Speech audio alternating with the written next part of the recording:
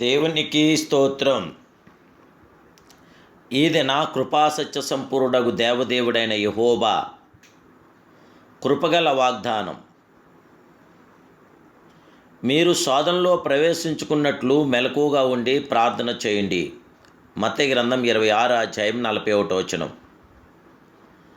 ప్రియా సర్వకృపామయుడగు దేవదేవుని పిల్లారా, ప్రభుని యేసుక్రీస్తు ఉన్నతమైన నామములో మీ అందరికీ నా హృదయపూర్వకమైన శుభాలు ఈ ఉదయ కలశంలో ప్రభు పేరట మీకు తెలియపరుస్తున్నాను. జీవగల దేవుని బిడ్డలారా, మీరందరూ బాగున్నారు కదూ? ప్రతిదినము దేవదేవుడైన యేసుక్రీస్తు ప్రభువారి నామానికి మహిమకరంగా, మీకు ఆశీర్వాదకరంగా ప్రార్థించండి. ప్రార్థన ద్వారా గొప్ప జయం మీరు పొందగలరు. ప్రభు అంటున్నాడు, మెలకుగా నుండి ప్రార్థించండి అంటున్నాడు. సాధనలు జయించడకు అడ్డుదారులు లేవు. ఖండబలము బట్టి, మనుషుల ఆలోచనలు బట్టి సాధనలు జయించజాలం. సొంత జ్ఞానము తెలివిని బట్టి జయించజాలం. కర్రా కత్తి తీసుకొని అపవాదిని తరిమి కొట్టజాలం. ప్రార్థన ద్వారానే అపవాదిని జయించగలమని ప్రభువు నేర్పాడు.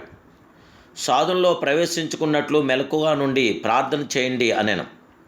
ప్రస్తుత సాధనల గురించి ఆయన మాట్లాడలేదు, కానీ రాబో సాధనలు తప్పించుకున్న మార్గము ఆయన సూచించాడు. దేవదేవుని బిడ్డలారా, అయ్యో అపవాది దాడి చేయుచున్నాడు, సాధనలు ఎదురుగుచున్నవి అని అనేకులు విలపించున్నారు.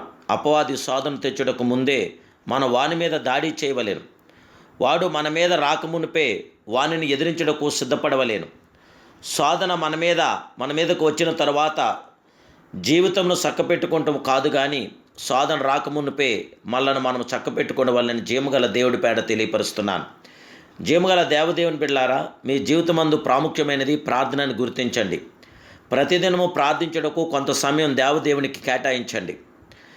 ఎన్నడూనూ ప్రార్థించట అశ్రద్ధ చేయకండి. ప్రార్థనా సమయం ఎటువంటి శక్తియు దొంగిలించడకు అనుమతించకండి. లోకమందు జీవించుండగా మీరు చేయవలసిన మరింత ప్రాముఖ్యమైనటువంటిది ప్రార్థనని గుర్తించండి. దేవుని బిడ్డలారా, ప్రార్థన విషయంలో తప్పిపోయిన వారు పరలోకంలో సతరించుకుంటకు తప్పిపోదురు. ప్రార్థనకు సమయం కేటాయించని వారు నిశ్చయముగా సాధనలో పడిపోవుట తటస్థించునని జీవగల దేవుడి పేట మీకు తెలియపరుస్తున్నాను. కొందరు తమ తలాంతుల మీద, కొందరు వరముల మీదను ఆధారపడుచున్నారు.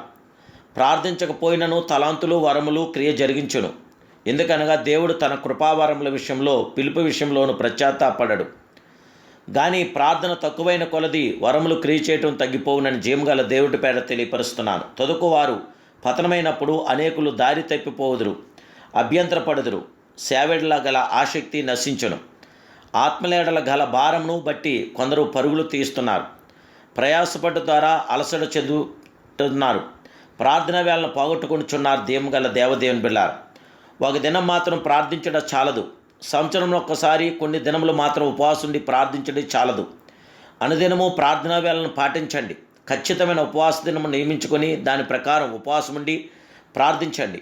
ప్రతి ఉదయం మీరు మనుషులకు కలుసుకుంటకు ముందుగా ప్రభువును కలుసుకున్న వల్లని జీవగల దేవుడి పేర మీకు తెలియపరుస్తున్నాను. ప్రతి ఉదయము ఆయన కృప నూతనముగా ఉన్నది. ప్రతిరోజు దేవుళ్ళో మీరు కనపడండి. ప్రతి దినము దేవునికి ప్రార్థించండి. సంఘ ఆరాధన, స్థానిక సంఘమందు జరుగు ఉపవాస ప్రార్థనలో సంతృప్తి చెంది కొందరు వ్యక్తిగత ప్రార్థన సమయం పాటించడం లేదు. మీరు ఏకాంతంగా ప్రభుతో సంభాషించడం బట్టియే మీ అంతరంగ పురుషుల్లోని బలము కలుగును. ప్రభు వ్యక్తిగతంగా మీలో మాట్లాడుకోరుచున్నాడు. వ్యక్తిగతంగా మీ స్థితిగతులను చక్కబెట్టగోరుచున్నాడు. కాబట్టి వ్యక్తిగత ప్రార్థన మరింత సమయం కేటాయించండి.